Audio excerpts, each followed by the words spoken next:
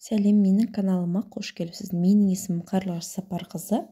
Бүгін халал мармелад жасаймыз. Лайк басып тіркелуді ұмытпаңыз, комментарий жазып қаларыңыз. Онымен бізге анардың суы, кез келген сок болады. Қалауымызға қарай шекер, желатиннің халалын аламыз. 20 грамм желатин жақсылап тұрып араластырып аламыз.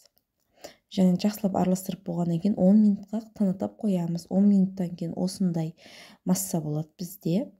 Отқа қойып, қайнамай жатып бір ысытып аламыз. Осындай бу шыққанша. Содан кейін осындай таба болсын, ыдысқа қойсаңыздар да болады. Менде бұл чупа-чупстың қалыптары қалған, осылай кесеге, үлкен кесеге қойып қойдым. Холодильникте 1 сағат ұстаймыз. 1 сағаттан кейін алсаңыз, дәл осылай болады. Ұнаса маған лайк басып тіркелуді ұмытпаңыз. Әрбір қазақ мені қолдап кетсе, мен соған да қуаныштымын. Ал бізге ас болсын. Сіздерге жасап көруге ұсынар едім.